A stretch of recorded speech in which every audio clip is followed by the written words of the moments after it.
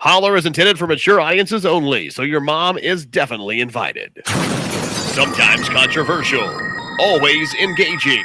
It's the podcast that lets your voice be heard. It's the podcast that shouts you out. It's time to holler. Can you dig it? I could eat a unicorn one day through a Pop-Tart. I like toaster strudels. You like the jizzy part? Yeah, I like the way it explodes You in like my it? mouth and to swallow it down. Oh my god. Your tweets, snaps, Facebook comments, and even phone calls. Holler any way you want. They used to give kids opiates to keep them quiet. This is much less offensive than that. JD, Brian, and Gracie. Holler at your boys and a girl. Holler Nation, what is up?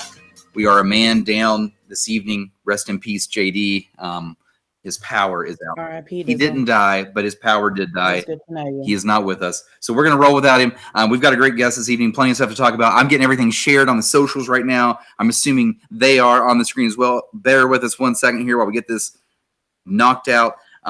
Gracie, let's just go ahead and start with you while we're getting all these shared. Are you tired this evening or are you active? So tired. I did not get a nap today. Have been going since I got up this morning. So yeah, extra sleepy. So if I accidentally fall asleep on the show, just go without me. I don't know. That's just go on without me. That's all I can say to you right now. Roger that. Gracie, let me ask you this. Is there ever a day where you just really wake up and you're rolling and you're just like, damn, I feel amazing today. Like today, I'm like rocket fuel. How many of those days do you have a month? If you just had to guess on average. 0 right now, because last week I literally slept until 11:45 and I got up and got ready and then I was just tired already. I was already done for the day. I was tired already. But then I spent my entire day doing stuff with my family. So well, I'll give it to you, Gracie. I love that we cover your sleep so much on this show. It's just a fun topic. I'll give it to you. For as sleepy as you are, you still get things done. I mean, it's like you work full time. You're a mom. Now you're grown a human. Yeah, now you're knocked up. So, that sounds even more tiring. So that just does not make it sound nice. It didn't. And I did that on purpose, by the way. Enough of us. Right. We are here with James Edward Holley. James, it's so nice to meet you. And we're literally meeting you live on the show. How you doing, man? Yeah, good, man. Nice to meet you guys as well. Thanks for having me. Yes, you're very welcome. Where are you podcasting from? Let's go that route first. This is a really funny thing because I think Gracie, when she booked me, thought maybe I was down in Nashville or one of the places where I work. Turns out that we're neighbors. I'm in Huntington, West Virginia, maybe 3 blocks from her. I like it. Yeah, it's true. Yeah. That's hilarious. Yep. We could probably yell out the window right now and podcast just by screaming with each other. Cool. We once had a guest, and like I said, I like to just meet everybody organically on the show. But we did once have a guest. Lee Pennington is her name, actually, and she's someone that's very popular in the area. She helps us get a lot of local bands, and she just knows everyone. Lee is somebody that just knows everyone. Right. I wouldn't be surprised if you know her, but like she knows everyone. And we got her live on the show organically, and she was my neighbor. I learned that like live on the show. I was asking her where she was at, and I was like, that sounds oddly familiar. And she's literally right around the corner, and now I see her all the time. If I'm outside mowing grass, I'm like, there goes Lee. How you doing? It's a small world. Yeah, it is. All right, well, let's Holler Nation is out there. They're active. What's up? What's up? What's up? We've got Steven out there as well. He says, "Hey Gracie, these are all Gracie's fan base right now." Oh, I have a fan club and Brian gets so mad. I'm not mad about it. He hates to have a fan club and he doesn't. Maybe salty is the right word, but I'm not mad about it. No way. Same thing. So, your only fan is Surge the dog. Before we get rolling here, we definitely want to shout out our sponsors. I'm actually messaging them right now. Shotgunsquad.com. Go check out all of their merch. These guys and gals are crazy. A lot of them are down in Texas and different places like that. But they have all this really, really fun merch, whether it's shirts, shorts, things to shotgun drinks with. It doesn't just have to be beer, by the way. You could shotgun a Red Bull. But they've got a whole Facebook group based around their concept. And their concept is just living life and having fun. And if that sounds like you, go to shotgunsquad.com and support them. Grab one of their shirts. Gracie's Like, having a the lot of comment fun. section is just Gracie's loving having it a lot right of now, fun and in I the chat. love I it. know, just like just Brian up here talking. But shotgunsquad.com, definitely go check them out. And like I said, I'm sharing this to their group right now. Give me 1 second here. Gracie, this is that portion of the show where if you'd like to ask the guest a question, have at it. Are you part of my fan club? Because I it's am now. free to enter. Yeah, well, I'm watching the comments and everything. I don't want to be left out. Well, you're going to be, because we got Gracie on the other side here. So Miranda says, another for Gracie's fan club here. I love We got it. another comment. I didn't want to single out my Gracie, but hey, beautiful.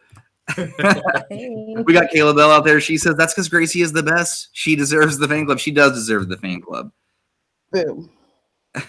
And then why not one more for the road? Ted says, Ted. Gracie. Good pal. That's my good Hello, pal from Holler Canada. Nation, by the way. There's a couple dudes here. No big deal. Just it's Gracie and it's her world. We're living It's in the it. greatest world tonight. All right. Well, let's get to James. I'll tell you what, a lot of ground to cover with this guest this evening because this apparently is a pretty important guy. He's got his own IMDb, and I'm very jealous of that. And let's just start with that, James. You say it's easier than people think to get an IMDb. Please explain this. Yeah, an IMDb, man. If you've done anything at all, like I did some spots on a Discovery Channel thing one time years ago. I didn't even have a line, but I got an IMDb shout out for it. So I built the page. You pay for the page, and boom, you're on there. They verify that you're actually in the movies or in the TV shows and everything. But as far as having one, it's not that big of a deal. I thought it was until I got one. It feels like a big deal, and it's impressive nonetheless. I mean, it's like one of those things that should go on a resume. I feel like you should always come with like a hyperlink at all times for the rest of your life. Now it's like you said, it's like you're verified. Now, did you say there was a point where you had to pay for something? Well, you pay to have a page. If you don't pay them, they won't show your picture. Okay, and how much does it cost to show the picture? It's not much. It's like $40 a year or something. But if you're going to have pictures on there and show scenes from different movies, or maybe show your acting reel, because there's ways that you can get cast off IMDb, it's $40 or $50 a year. You can still have your bio up, but without the paid subscription, nobody will see your face. Yeah, no, you're exactly right. It's totally worth the throwing the cash out there, because the point of the IMDb is your portfolio. And what is your portfolio if you're just a ghost name? Like you said, people are going to blow right by it. Exactly. It's hard enough to get them there in the first place. Well, Miranda out there. if you're going to be in this industry, if you're going to be in television and movies, and you can't afford to put your face out there, in the wrong business, man. You need to turn the radio. You're right about that. Miranda out there says, Brian, I think you were in a movie once. You should make an IMDb. And she's right. I have actually acted. So James, you'll like this. I've actually acted in a couple local, 2 or 3 now, local short films. Some of them were as old as 12 years ago. So my point is, they're very bad. They're locally made, but they are on YouTube. They're, I think the longest one is like 40 minutes long. They're short films. The other one is like 20, 25 minutes long. But I like to, if I'm ever having a party and I've got like a lot of friends over and the night's fizzling down, and it gets to that part of the night where it gets kind of weird, where it's like maybe 2 a.m, right before the birds start singing and things are getting weird. I really do like to pull that YouTube up on my television, and it's usually good for laughs. It's like, it's good to see young Brian just like, trying his best out there acting. And I can still remember some of my roles. Do you remember your very first like silly roles that maybe you were ever a part of? Oh, yeah. Yeah. The very first thing that I ever did, what are you talking about on film? I did theater for a while. But as far as on film goes, I actually directed one that it was the very first thing that me and the director of photography had ever done together. Another friend of ours had written it. Oddly enough, even though it'll never win an Oscar, it got worldwide distribution on Shorts TV and is actually still playing in 13 countries. As the very first thing, one. Amazing. Yeah. What's the name of this? It's called Deadline. Okay, Deadline. Deadline. It's about an author that kind of loses himself in his writing, and he's supposed to be on some mood-altering medications that he won't take, and so he kind of gets lost in his work. But it's only, I think it's maybe 14 minutes long, but it got just popular enough to where we actually we made it for nothing, and we made just a little bit of money off of it, enough to go make another short film. Amazing. And Yeah. it ended up on Shorts TV as well. It played in 23 or 24 countries, and the credit goes to a kid. I don't know if you've ever worked with him or not. He's a local guy named Caden Tooley. Oh, we know Caden. He's a friend of the podcast. Yeah, Caden's been like my go-to DP now for about 3 years. And if it wasn't for him, I'd still be doing theater, because he walked. We had an idea for the movie that I'm actually in edits with right now. And a friend of mine brought him to me and said, "Hey, this is a kid that you probably need to meet. He's a prodigy." And he walks in, he looked like he might be, at the time, he was like 18 or 19 years old. And then you see his work and you're like, there's people in the business that they don't have his eye. And I talked to him a little bit, and then found out that I used to run around with his mom and dad years ago, like high school. And so it was, again, testament to the fact that it's such a small world. But Caden is the reason that we got a couple of our movies distributed, and he's doing great right now. And we're both in Nashville, but we're not working together at this point. He's got some other gigs going on, but that kid is just something else. Yeah, he really is. He really is impressive. He's one of those guys, when you meet him, like you said, he comes across as like a very young guy, but right away, hey, this guy's very intelligent and he's very good at what he does. He has no problem taking charge, and this is hard to explain, okay? But he has like what you would just call the it factor, and not a lot of people have that. But you meet him and you go instantly, he's going to go somewhere and do something. I don't know what it is yet, and he's still young. Mm-hmm. And we obviously like all are rooting for you, Caden, if you're listening to this out there, because he does listen to the show sometimes. But like he is a talent for sure, and a very intelligent guy, super, super smart. Oh, and the thing about him and his parents both, his dad's a pastor, and his the mom and dad have been together forever. And that family is so nice that when you first meet them, Caden included, his little brother included, you almost wonder if it's genuine. And then you get to know them and you find out it really is. That's just how they are. They're just the coolest people. And I really, I've had a blast working with all of them. For the people that are listening from maybe other states and even sometimes other countries, every now and then, James, we get Iceland in here. We'll get Germany in here. All these weird locations that people watch and listen from. The internet is weird. Podcasts, they just get spammed out in these odd spots. But if you're listening to this, these are just good old local stories. We are all in West Virginia right now. These stories are common. And I think ultimately we are lucky for these stories. I think that we're lucky that, like, when you mention somebody, you're like, oh yeah, I knew his mom. They live around the corner. I used to, because you don't get that stuff just everywhere. And it's really special. Before we move on anymore, let's talk about our main sponsor of the show here, who we are proudly powered by, and that is Camo Energy. They provide these little energy shots for the show. And James, I don't know if you're a caffeine guy. I don't know. I am. You don't have to be like you. I'm not forcing you, by the way. We're not forcing these down your throat. But we want everybody to know CamoEnergyShots.com. I'm telling you guys, this is something. Talk about up and coming and special things from the area. They're amazing. Their flavor profile is amazing. 250 milligrams of caffeine, no carbs, no sugar.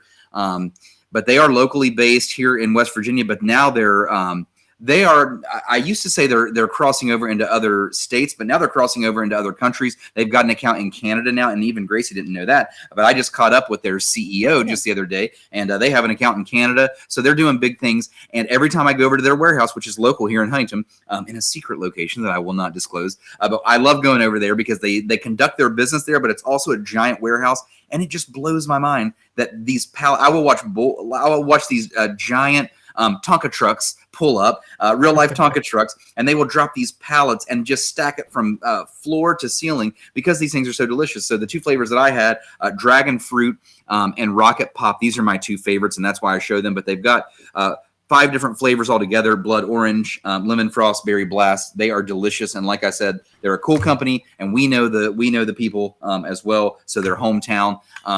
This is what you would replace, obviously, a 5-hour energy with. 5-hour energy, the problem with that is they've got those kind of like a chemical aftertaste and the weird jitters and things like that. Camo Energy is just a very delicious taste. And for those people that are used to just grabbing a can of like Monster Energy, see, Gracie could use one right now. I don't think there's enough camo on the planet for Gracie, honestly. I really don't.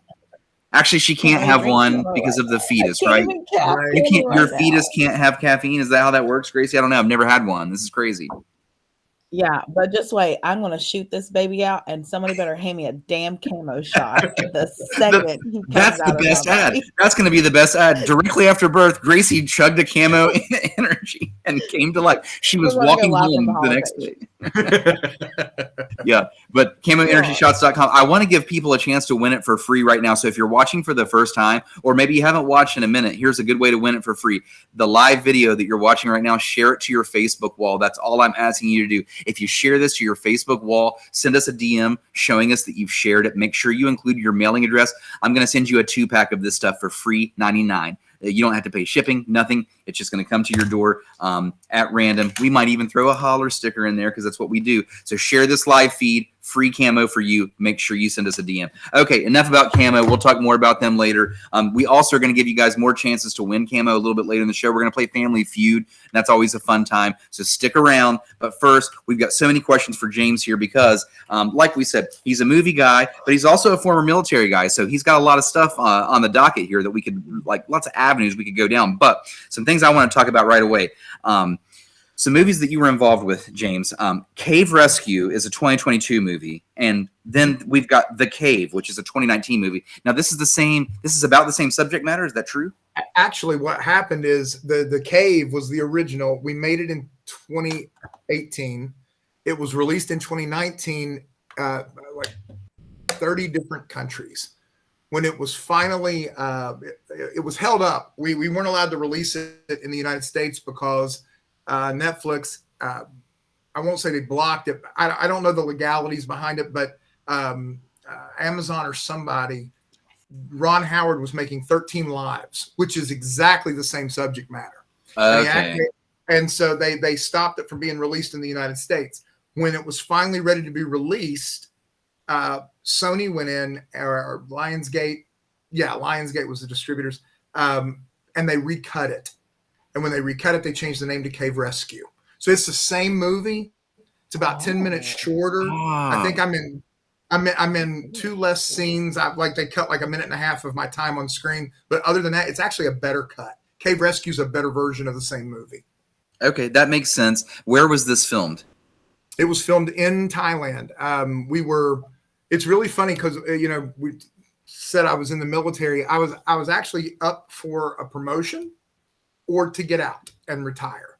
And I had some physical issues. So I decided, I told my wife and I were talking. I said, I think maybe I maybe want to retire. And within just like a few days of me making that decision, I was still in, I got the call.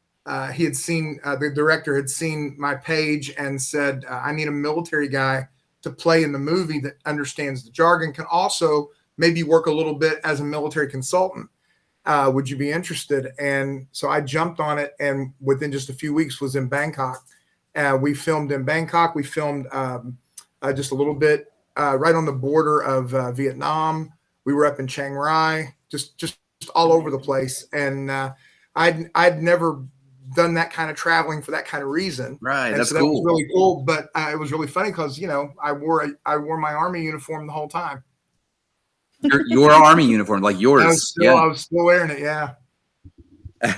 We've got Brandon Woolham out here, and fun story about Brandon Woolham. He is actually the voice of the intro that you heard when we start the show. So that voice that you hear, the intro is the show that says your mom is definitely invited. That's Brandon Woolham. He's out there, and he's in Nashville as well. He's a Nashville guy. So very cool. Yeah, Woolham, cheers to you, man. Good to hear from you. Good to see you. Glad you got this pulled up. If you end up hearing us later, Woolham, stick around, play some Family Feud. He's one of those ones that likes to sneak in during the Family Feud and try to win it.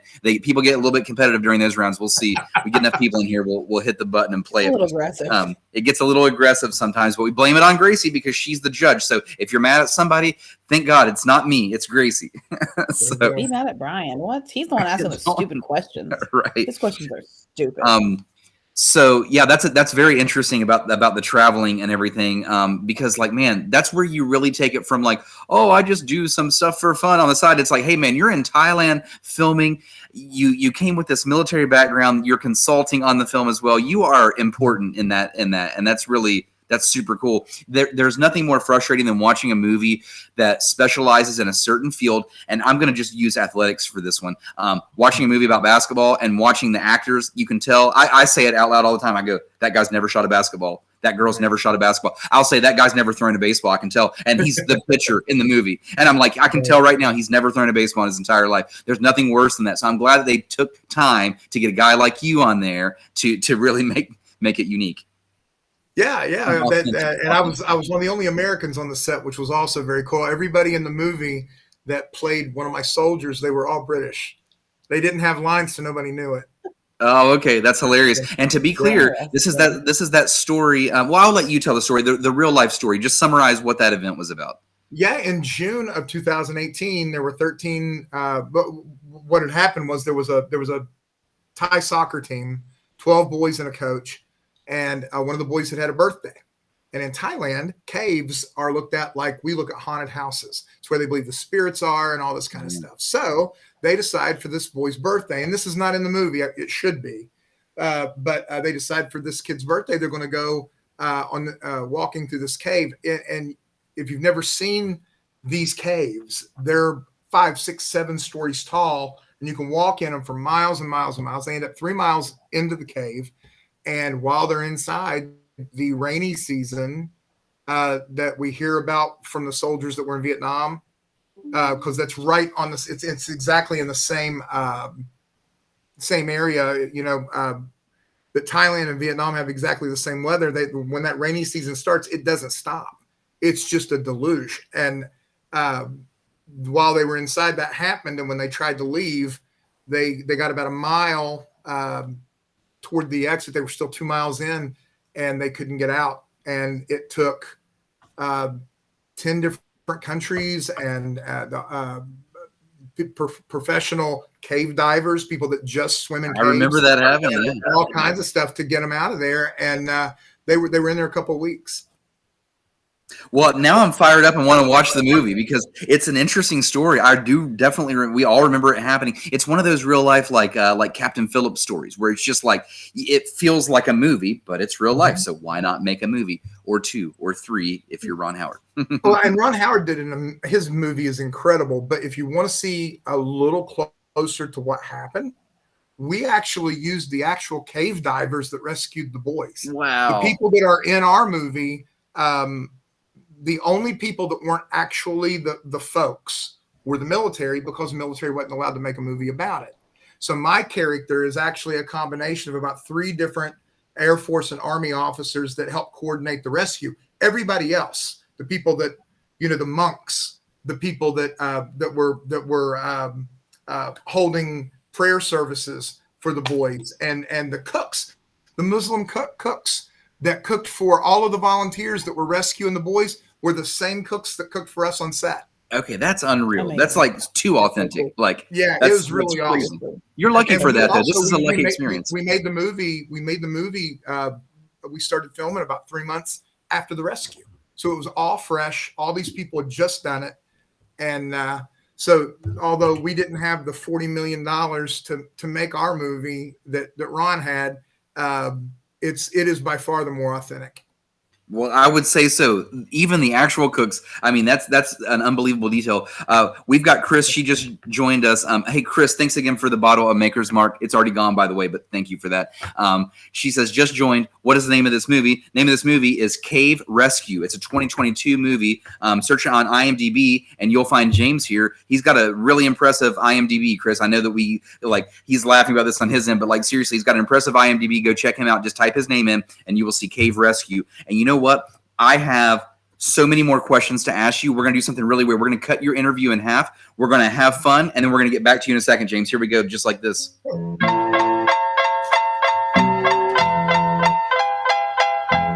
All All right, guys, since we got some good eyes on the show right now, let's go ahead and play some Family Feud.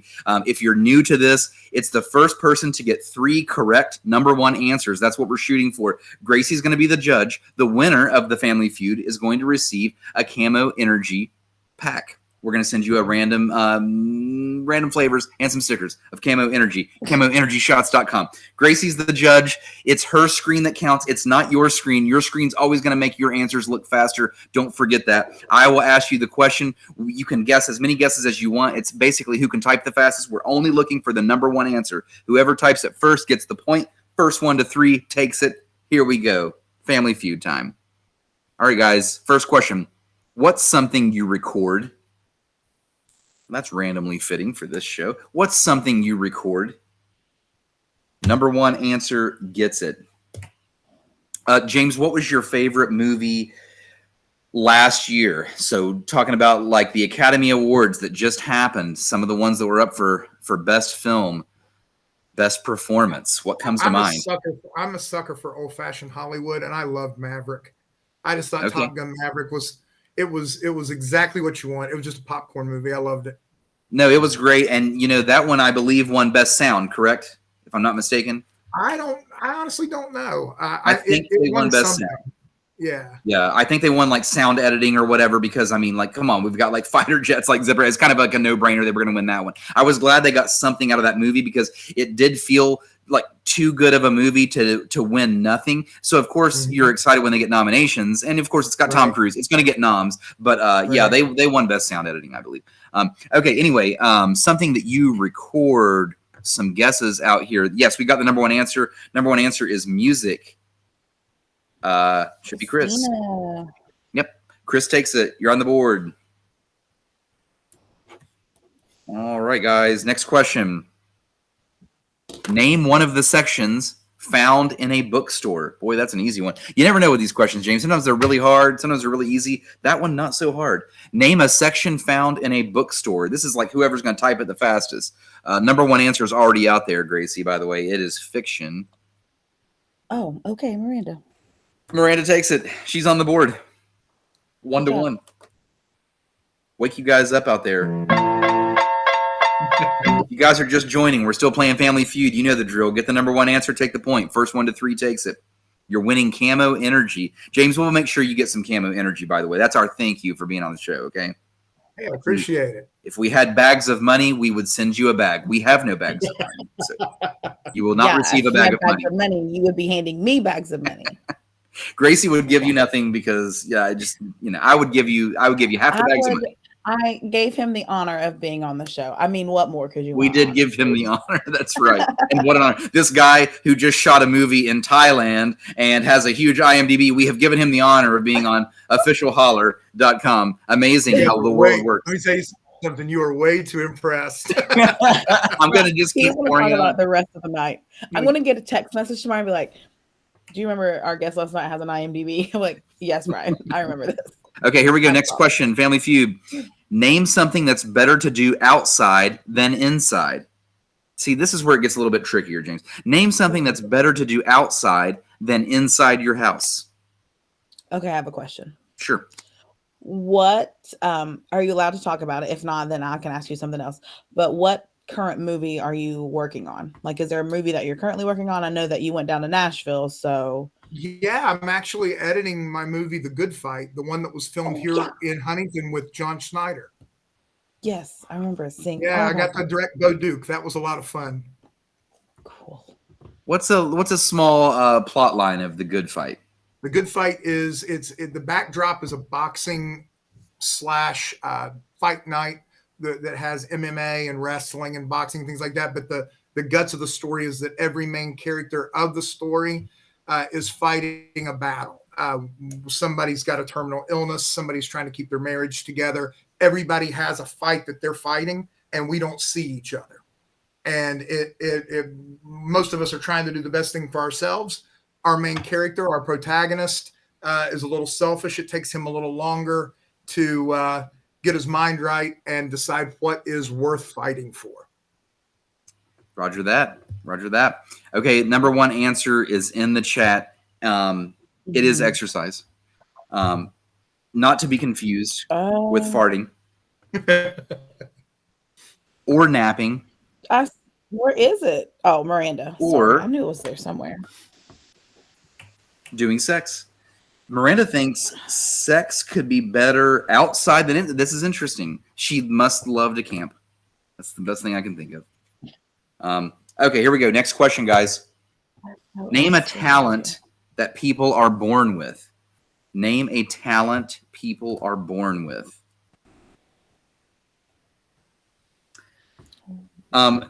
James, here's a good question for you.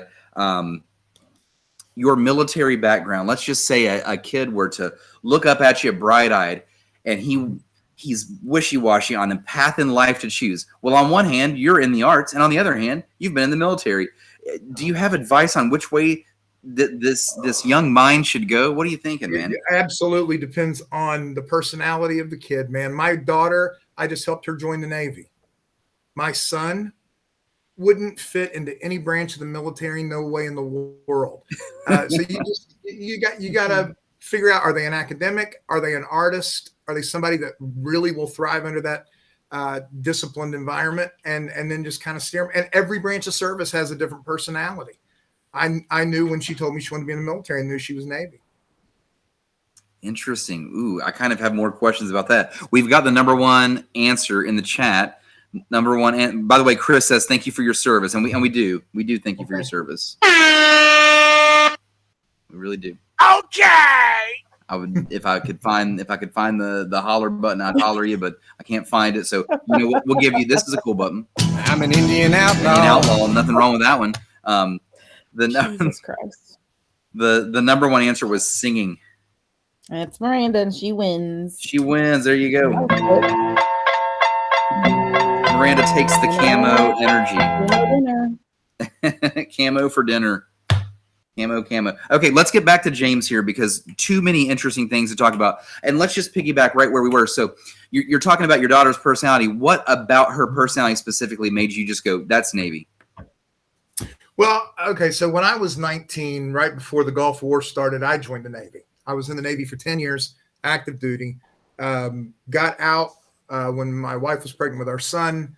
When 9/11 happened, I tried to go back, and the Navy wouldn't take me. I had some hearing loss, but I was a medic, so the Army took me. So I've seen both of those. I was in the Navy for 10 years. I was in the Army for 10 years, and I did 3 years as a reserve and guard. And what I learned in the Navy, because you also hang out with a lot of Marines, and then in the Army, you hang out with a lot of Air Force, is everybody that really succeeds in those branches, there's things about them. The Marines are just a different breed of cack, man. They're just different. And you can talk to them for 5 minutes, and it doesn't take 5 minutes. You know they're a Marine. The Navy's the same way. And with her, she's 5'2", 120 pounds, and wants to be in military service, but she's not the type that I would see going out in the field for 10 days and not being allowed to shower, or some of the things that would make you uncomfortable and maybe get in your head a little bit. Whereas with other people, that doesn't faze them. Folks that were born hunting and going camping and stuff like that. And honestly, I never took mine and did that stuff. It was never my thing either. And so when she told me she wanted to be in the military, she'd been around me in both branches, and I knew where she fit. Right. But also, on one hand, okay, we had a laugh at her expense about the shower thing, but also, hey, she's someone in the military, and that takes discipline regardless. There's no changing the discipline part. So you're still saying, like, hey, at the end of the day, she still fits somewhere because she's disciplined. Whereas you say you have another one, and you're like, he's not gonna go for that. No way. It's just not his thing. Let's play a fun game. You've now known us for 30 minutes. This is unofficial. Oh, no. This is unofficial. Place both Gracie and I in one of the branches of military. Oh, no. All right. Gracie, you are for sure Air Force. You're beautiful. Okay, I need to know why I'm for sure. Air Force. And dude, you Brian, you're Navy. There's no doubt in my mind you're Navy. Yes. All right. You have a big personality. You'd fit in well. Well, one of my favorite places on earth is Jacksonville. So boom, we're right there with Jacksonville. There you go. So, see, then I could go home technically, you know, my home away from home. So yeah, I like it. That was fun. Hey, let's get back to movies for a second. Here's a weird thought to talk about. Movie Pass. What do you think about that service, James? I use it. Me too. Yeah, I love it. I love being able, you know, if you get busy and you don't get to go for a while, and then you can go see like 3 movies on a weekend. That's awesome. Yeah. So and I like going to theaters. I like going to the theater. That's where I was leading into all this. Like Avatar, Way of Water at the theater as opposed to on a TV screen. Yes, exactly. What, dude? That's the cream of the crop example. That one, if you watch it on your TV, I mean, hell, you might walk away from that movie and call it a 5 out of 10. If you go see it in theater, it might be your favorite movie of all time. You're 100% correct. That's how different it is, especially if you go in 3D for that particular one. It's just what it's made for. Wow, seriously, amazing. I go as much as possible. So back to the Movie Pass thing. I was an OG member when they first came out with it, and they've kind of changed the service a little bit now. And now they're in kind of a beta thing where they're like just testing people right now. So are you in this new program where they're testing people, or were you an old OG? Old. Been doing it for about 3 years, and I don't even know about the new test. Yeah, well, so they've got a new test out. They sent me a new card, and what they do now is they give you credits, and the credits can even vary on. It's at first it sounds off-putting, but I'm here to say it's not as off-putting as it sounds, because at first they the credits that you get per month, I forget the number. It's some wacky number, like 40 credits a month. And these credits vary depending on what time you go see the movie, if it's a matinee movie. And it also depends on if you're going to see one of the super popular ones. If you're going to see Super Mario in 3D, that's going to take more credits than going to see a matinee movie that's only out for a couple times a day. So anyway, it all adds up in the end. But the most important thing about this is it's got rollover credits. So like, let's just say one month you got real busy, didn't go at all. Your credits just roll over to the next month. So, and they just keep rolling over with their new Movie Pass plan. So it's still the concept of a credit card. So for those out there that are listening that have never used Movie Pass before, James is using it, so he gets it. Your Movie Pass credit card comes with an app on your phone. You get close to the theater, it logs you in, it checks you in, and you select what movie you want on your app on your phone. It loads your real credit card that you've got in your hand. I think it's like a MasterCard these days. And then you go in with your Movie Pass card. Now the theater workers, if they look at your card, they would know. But other than that, they think you're just paying with a real credit card. So you'll just say, give me 2 tickets to Avatar, The Way of Water. You'll swipe your Movie Pass card, which is just a real credit card, and it spits out 2 tickets. And it's pretty amazing. You only pay, there's actually, that was another thing, James. There's 3 different tiers now that you can pay. So you can start at like $9.99. You can pay the middle tier. You can go all the way up to $20. And I think 20 is like unlimited. I just pay the $9.99. I wanted to see how it worked first and just make sure I still like it. And I love it. I still like it. So. Yeah. I think we do the 2 a month is what we do. 2 tickets a month. Yep. So that we can go see one movie, but then they've always rolled over. So I think right now we can go see 6 movies. I will say, if you happen to remember when Movie Pass was taking its like big downfall a couple years ago, when it was like shit in the bed and it was over with, they started to get really weird with it. I don't know if you'll remember this or not. You would show up to the movie theater and like I would want to see Avatar or a certain movie and it wouldn't even be on the list. They were then choosing which movies that you got to go see. And I'm like, no, hell no. I know too much about how theaters work. So I would just show up and be like, sure, I'll see this movie. They'd hand me a ticket. I'd just walk into Avatar. I'd make sure I got there at the right time. Just go see Avatar. I mean, the guy's not going to follow me down the hall. That's not how movie theaters work. They don't care. Right. Once you're past the gate and you've paid the price of admission, it's not like Avatar costs more money. I'm still paid the price of admission. I didn't steal from these people, but I certainly made sure I showed up at the time at the movie that I wanted to watch. I just walk down the hall and just go see it. Good old Movie Pass, moviepass.com. Yeah, and I want to talk about, like, do you think movie theaters are dying? Because I certainly hope not. You think they're going to make it through this? I mean, they've made it through so far. I think they're coming back huge, especially overseas right now. The Cave Rescue actually just got re-released in Thailand.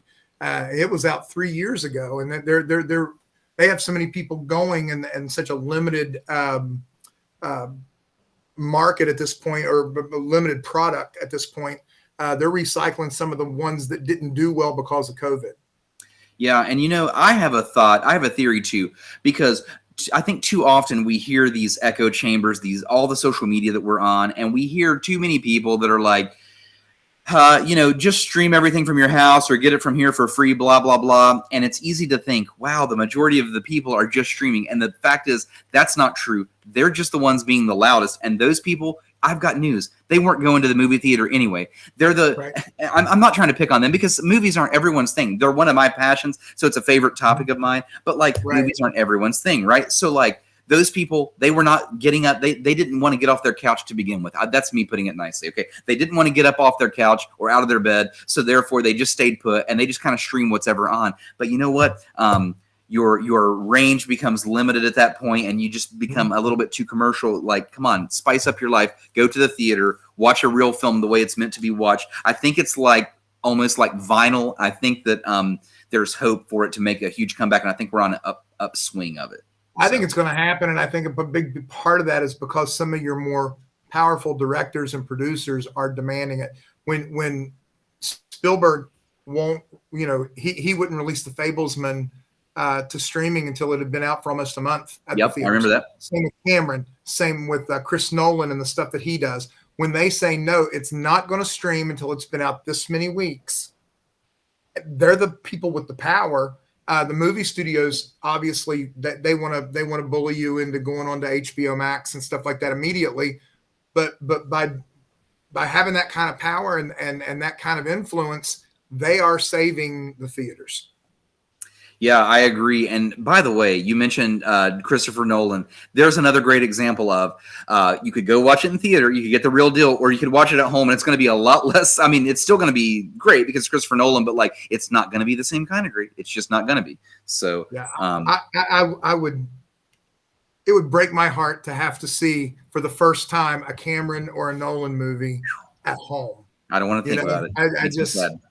I like the big screen. We've got a comment out here from Miranda, our camo winner. She says, talk to me about this Point Pleasant movie that I see on your IMDb. I'm from Point. So whenever I say that, I always get, oh my God, Mothman. Right. So there's some guys, this is a really small movie. This is an example of, I was kind of surprised it ended up on my IMDb. There's some guys out of Seattle that love the legend of the Mothman, and they've written a fictionalized version of the folks that come later, not necessarily present day, but maybe 80s or something like that. My character is somebody that what my family was affected by them. I'm not huge in the movie. I'm in it maybe 7 or 8 minutes total, 2 different spots. But they've set it up to look almost like a found footage type thing, like a Blair Witch with the Mothman. And we filmed about half of it 6-7 months ago, and we're going to finish it up in October. Yeah, Mothman, what a famous, we're so used to it because we're from the area, but certainly when I travel, if anyone is interested in that subject matter, they certainly mention Mothman right away. I was just on a cruise, sitting beside someone at the bar, literally at the bar, the guy right beside me. He was from Virginia, so he wasn't from far away. And I mentioned I was from West Virginia. First thing out of his mouth, do you know about Mothman? I said, dude, I actually live right by it, as a matter of fact. And he said, it's one of our family's goals to visit that town. Is it amazing? I said, well, it's a classic small town. And you know what? If that's your subject matter, it is amazing and worth going. Yeah. So I told him to go. So that's cool. That's fun. Yeah, no doubt. What movie do you remember? And you don't have to necessarily go super old school if you don't want to, but like seriously, a real question. What movie do you remember just really like lighting your creative fire? Like what sticks out where I don't know. We all watch movies growing up, but I just feel like to be a movie guy, one just clicks and then you just take it from there. So I ran away from home when I was 12. This is not a movie, right? This is real life. No, this is the movie. This is my life. Okay. I ran away from home when I was 12. I went to Barbersville Junior High School back when there was such a thing. And I walked to the Keith Albee. And it was a blizzard. And I sat in the Keith Albee and watched Raiders of the Lost Ark twice. Wow, what a lucky find. That's great. And I used my lunch money to buy a ticket to see it. And I didn't want to see it because I didn't understand at 12 years old. I thought Han Solo had made a Western, and I hated Westerns at that time. My dad watched all the Clint Eastwood movies and everything. He beat me to death with Westerns. And I thought from the poster, Han Solo was in a Western. I didn't want to see it, but I needed a place to hide out so my parents didn't beat my ass for running away, right? And so it's snowing and all this stuff. And 5 minutes into that movie, I was like, this is the greatest thing I've ever seen. And when I walked to the exit to leave and saw it was really snowing hard, I walked back in and just watched it again. And that's the movie. When I watched that, I didn't know that I wanted to be an actor. I knew I wanted to write movies. And that's actually what the lion's share of my business is at this point is I write. I get to act, and sometimes I write so that I can act, write for me. But the truth is, I'm getting a lot more bang for my buck as a writer than I ever have as an actor. Yeah, that's a great answer. And, wow, man, the fact that you can say that you saw that movie, you saw Indiana Jones in theater. That's so cool, man. I obviously did not have that opportunity. That movie was out, I believe that's my birth year when that movie, it might be right before. No, okay, so that was right before it. I'm the movie that was number one when I was born is Ghostbusters, the original Ghostbusters, 84. Wow. Okay. Amazing. Yeah. And every now and then, okay, so like you were young then when you were watching that, and sure, your mind was blown and you loved it because we just heard your story. But at the same time, now you can really look back and go, wow, I saw an all-time classic. You didn't know that was going to be the case at the time. You just knew it was greatness, but like, wow. Well, dude, I'm just old enough. I'm 53. So I was 8 years old when Jaws came out. I saw it at the drive-in. I got to see Star Wars at the Keith Albee, Empire Strikes Back at the Keith Albee. I lived at the movie theaters. I saw movies I had no business seeing. I saw one called Monsignor that was Christopher Reeve as a priest who had an affair with a nun. I think I was 11. I didn't care what it was. I just wanted to be in a movie theater. Yeah. I knew that feeling. That's hilarious, man. That's awesome. Well, okay. So obviously I'm not going to be able to reciprocate an 80s film, even though I was around in the 80s, for me to really take movies in. Of course, I grew up watching movies. And just like you said, I always loved the buzz, the feel of being in the movie theater. It just felt like I was at an event that was almost unreal, like bigger than life. It felt larger than life. I would always get lost. And who am I kidding? I still get lost in film. Yeah. And it's much easier to get lost in the movie theater than it is on your couch, by the way. Nothing against streaming a million movies. I certainly stream a million. I have all those streaming services as well. And I'm a Movie Pass member. That's just how much I love them. But you can really get lost. There's just something about that experience on the big screen. You can really get lost. And so anyway, my example, oddly enough, is Fight Club. Fight Club for me was, I remember watching it for the first time. That movie's 99. And that was one of the first movies that like really impressed me. And just, at the time I was 15 years old and I was just not expecting that twist. And by the way, we can plot twist this, spoiler alert. It's no big deal. The movie's in 99. If you haven't seen it now, it doesn't matter. That's funny. The same year that Fight Club was in theater, The Sixth Sense was also in theater, and they were actually in theater at the same exact time. And both of them, ironically, had enormous twists at the end, right? That's what they're famous for. Yeah. So there is a famous story that I remember reading on the internet, and I've never forgotten it. And this guy thought he was being an asshole is what he was being. So he'd already seen both movies in their opening week. And he goes to the theater because he's a big movie buff. But he's also an asshole, clearly. And he goes to the theater. He makes his own custom shirt. And on the shirt, it says, Brad is Ed and Bruce is dead. And he would stand in front of the theater just spoiling both movies for all of you. I've just never forgotten that story because I'm just like, what an asshole move. Yeah, that's bad. I had a buddy, also another asshole move story. I had a buddy when the movie I Am Legend was out. He would join like Call of Duty chat rooms that were full of like 50 people and 50 people and 50 people. He would just keep joining chat rooms right when the movie was out. He'd join and say, hey guys, I Am Legend, the dog dies. And then he would just click out of there and go to the next chat room. Who is a director that you really look up to, by the way? Oh gosh, my favorite director is Mel Gibson. After Mel Gibson would probably be Spielberg. I like the fact that Gibson can tell a story, and I think Apocalypto is probably one of the best. You took it out of my mouth. Yeah. That's where I was going to go. Yep. I'm actually right now. He also directed Hacksaw Ridge. Yeah, and I'm working on a script I can't really talk about right now, but one of the guys that I'm working on it with is Terry Benedict, who wrote Hacksaw Ridge and won an Academy Award with Mel for the production of it and things like that. And he's one of the people when I'm in Nashville, Gracie, that's what I'm doing is a lot of times I'm down in his office. That's fun. Getting mentored by the people that really know what they're doing. That's a good story. Hacksaw Ridge is a cool story. Sean says, the man that Indiana Jones was based on, I've slept on his living room floor. Now, I don't know if Sean is still in this chat, but could you please elaborate on this? Because this is a story. Sean's a former pod guest and also the leader of the Shotgun Squad, by the way, shotgunsquad.com. And as a matter of fact, good reminder, Sean, this is a good time to get you guys on the crawler. So let me get your all's link out there. We'll switch it over from Camo to Shotgun Squad. We're always shouting both of you out. Shoot, I was gonna piggyback off that, but you know what? Let's get out of movies for a second. Let's just get weird with it, okay? I don't know if you listened to this episode or not, but I've asked this a few times now. James, Gracie already knows where I'm going with this, but this seems like the right guy to ask this question to. Are you familiar with Boneyard, Alaska, James? Yes. Boneyard, Alaska? Boneyard, Alaska. You can Google it after the show if you're not familiar with it. There is a man up there. Okay, well, there's a man up there. This is a real story. It's a real guy. He lives up in Alaska, and he owns a ton of land, like hundreds of square acres of land.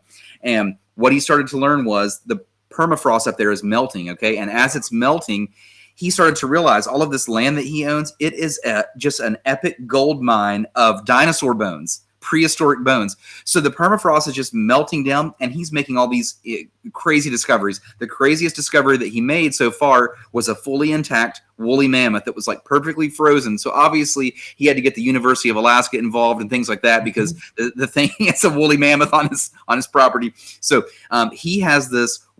There's a show, I think it's on Discovery. It's called Boneyard, Alaska, and there's different links, and I think there's a documentary film about it because what this guy's ultimately doing, he's now devoted his whole life to just collecting. I think he's up to like 100,000 dinosaur bones that he's collected on his property. And so his story is really cool, and that's another side. But he swears, and if you hear the guy and you feel like you meet him through the documentary and everything, I believe this story, I guess. He swears that when they found the fully intact woolly mammoth, him and his buddies were like, okay, we're going to cut a piece of this thing off, and we're going to fry it up over the campfire, and we're going to taste it. We're going to taste woolly mammoth. And he swears he did it.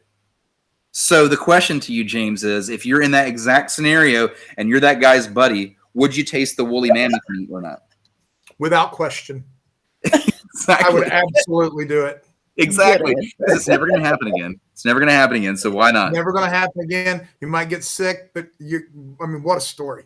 I also would eat woolly mammoth. Gracie, can you eat woolly mammoth when you're pregnant? Can't remember the protocol. I mean, I will give it a shot. Really, the only meat that doesn't make me sick, though, is chicken right now. So it could possibly make me sick, but you never know what's going on.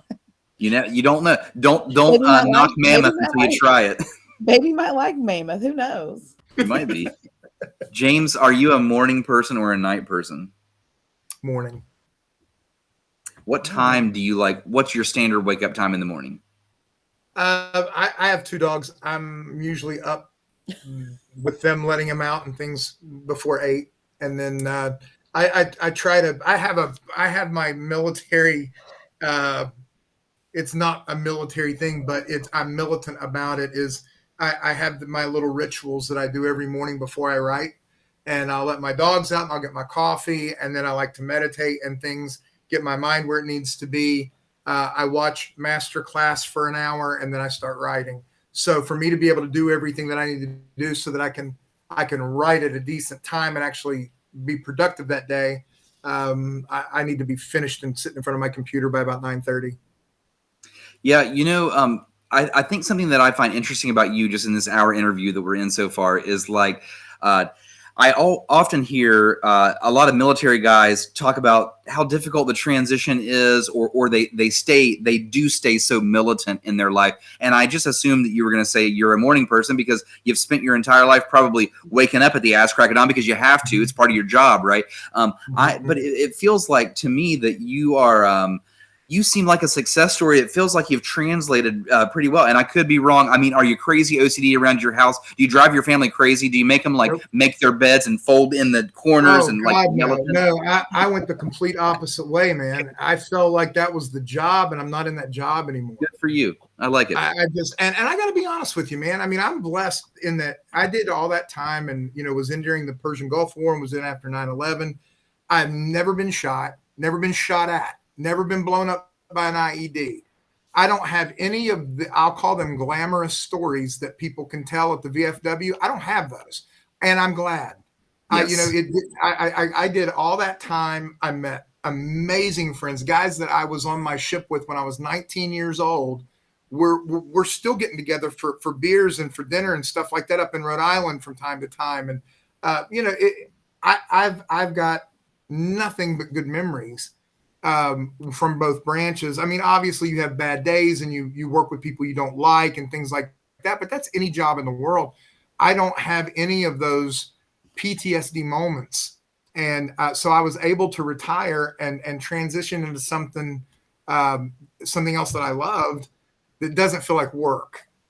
And that's where I am with the movies and the writing and the acting and everything. I don't feel like I get up and work. But the only thing military about me at this point is that I have to feel productive. If I don't feel productive, I do get into a funk. I do get into a little bit of a depression if I feel like I'm not going anywhere. Because I've had a mission since I was 19 years old, and now my mission is movies. Yeah. I understand that thought though. And, I've not been in the military, and I certainly think that I share the same value with that. If I would be depressed, like I know we all have bad days at our jobs. I actually love my job as well. I work in sport medicine for a living, so it keeps it really interesting. But like, sure, I have bad days, but man, at the same time, if I didn't get up and do my job and feel productive and feel like I helped people, I would feel like I need a mission, and I would feel like I was failing. And I do want to write more and things like that. I share some of those same interests. I just get so damn busy with everything. And that's part of the reason why we do this podcast, man. Me, Gracie, and JD, we do this because this is our creative outlet. Not only do we get to meet people from all over the place, interesting stories, we're certainly not doing it for the money. Like any money that we make, similar to what you said earlier, we just dump it right back into the show because that's what it deserves. We like to go to different concerts and shows and be backstage and be VIP sometimes when we're lucky, and that's fun. Now listen, we talked about eating a woolly mammoth, so let's get weird again. I'm going to put you in a survival scenario here. So you're in a scenario where the plane goes down. You're kind of like in a deserted island situation. You are starving to death. There's hope that you could be rescued. You're not sure if you're going to be rescued or not, but there's a glimmer of hope. The only people on this island, it's you and your dog that you just spoke about. So you're at the point where you're both going to die of starvation. Would you eat your dog if you had to survive? Nope. Nope. We'd go out together. Yeah, we'd go out together. I got my dog right beside me right here, and you know what? Since he's listening, Serge, I promise to also never eat you if I had to. I would rather die than eat my dog. We'll just go out together. No way, man. Yeah, just bury me beside the dog. Yeah, I agree with you 100%. Okay, last question for you, and then we're going to get to Holler Nation. This is the latest we've ever got to Holler Nation, but the truth is, man, you had a lot of interesting stuff that we wanted to go over. Why not end on this question? Do you think breakfast belongs in a burrito, yes or no? Yes, I absolutely love breakfast burritos. Yeah, exactly. I would be sad without breakfast burritos in my life. I totally agree with you. Well, listen, this is the part of the show where we like to shout out Holler Nation. Let's give it a quick stab. Link up at officialholler.com. Officialholler.com. You can always go to our website. You can stream all of our episodes from there. Whatever episode is currently live will be on the front page. So, James, here in a couple days, you'll be on the front page. Your YouTube link, your Spotify link. We have a web player right there on the front of the page where you could just play it from the website. Or, like you said, you can go to Spotify, YouTube, any of the iTunes, any of the places the podcasts are downloaded. So it's time to shout out Holler Nation. We like to give them a poll each week. Now, clearly, JD is not here right now, so we've only got one poll this week, and that's why I just saved it for the very last. It's my poll, and I wanted to get silly with it tonight on purpose, and I asked Holler Nation, would you rather your work offer you a recess or a nap time? So if your work was going to offer you one or the other, would you rather have a recess or a nap time built into your workday? So, that being said, before we spoil it, let's just actually go around right here. We'll get to Grace when she makes it back. I'm the one talking. I'll go ahead and go first. I'm going to say I would rather my work give me a recess. First of all, those are some of my most fun memories in life. And if I could play kickball or maybe shoot some hoops on my work break, I actually think I would be a more productive worker. And speaking of productivity, if I took a nap in the middle of my workday, I think I would never get going again. I would be down for the count. That is my answer. We are a lot alike. Yep, for sure. Yeah. So I'm assuming that's your answer too, then.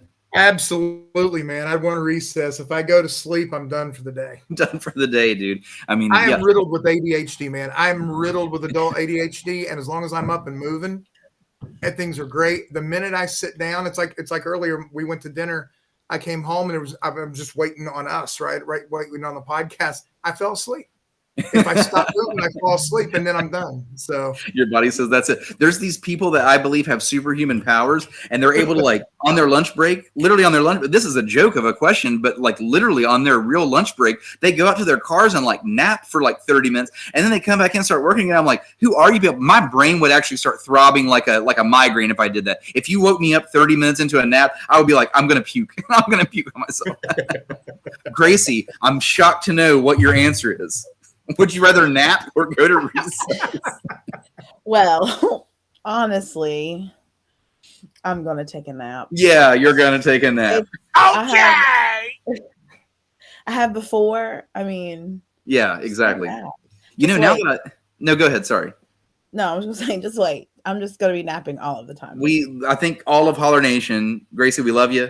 You're beautiful. We all knew that you were going to choose to nap. Now that I'm thinking about it, funny nap story at work. I was outside on my lunch in my car, just listening to music one day, killing some time. I was actually multitasking. I was on my phone, just knocking a few things out while listening to music. It helps to get out of the office. I will say that at least. I just don't want to fall asleep. So I got out of the office for a minute. There was a group of construction workers. They were doing some I think they were landscape workers is what they were. They were doing some landscaping across the street. Their landscape truck was pulled beside me. They had the tailgate down. And of course they had a water jug, and they all came out for lunch as well because it's the middle of lunchtime.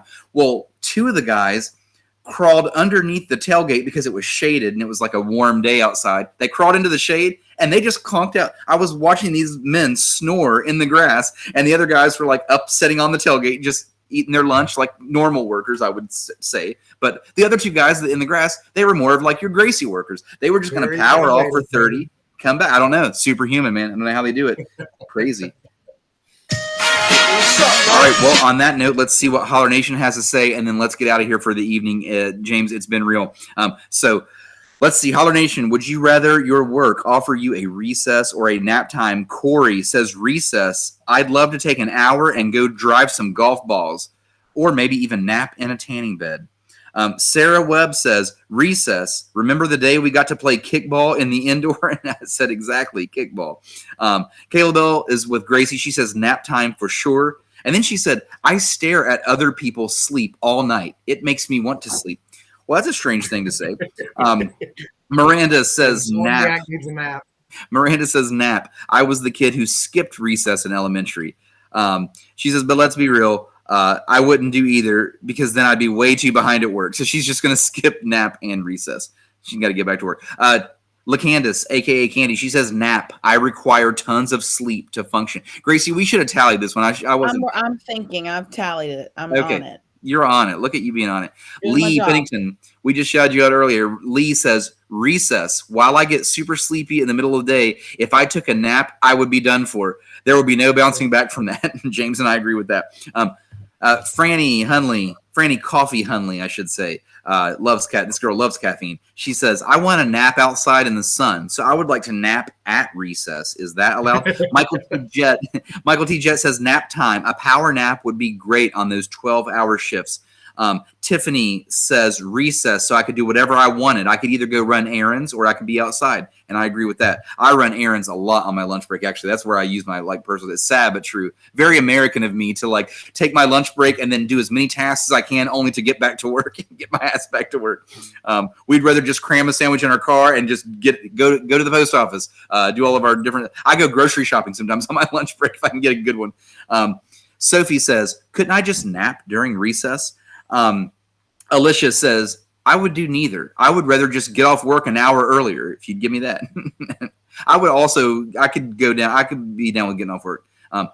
Courtney says 1,000,000% nap. Ashley out of Daytona, Florida says recess. I always drag ass and I'm in a foul mood when I wake up from a nap. Zach Smith says nap. And Zach is famous for being a guest on the show for his famous ping pong pub. That's right. You heard it here first. In Huntington, we have a ping pong pub where you can go both drink and play ping pong at the same time. Look it up. It's called ZJ's. ZJ's Ping Pong Pub. Ping Pong Pub. Zach Smith, but he would rather nap on his break. That is everything. We're going to smash a bunch of buttons. We're going to get out of here. James, we want to thank you for being on the show. I feel like I could just sit here and talk to you and ask you movie questions and military questions all night long. Thank you for being such a good sport about it. Absolutely, man. Anytime. And you know what? We will do it again sometime. We certainly have repeat guests on the show. And you're someone, I feel like we unpeeled a layer of the onion, but let's go even deeper next time if you're down. Absolutely. Anytime. Absolutely. Holler Nation, thank you guys for sticking around. CamoEnergyShots.com, ShotgunSquad.com. We're going to smash a bunch of buttons and get out of here. We'll see you next round. Well, way down yonder on the Chattahoochee, it gets hotter than a hoochie coochie. You've got mail. Sucking on chili dog, outside taste freeze. What's up, man? Okie dokie. Hot Pockets. You make me come. And we will end on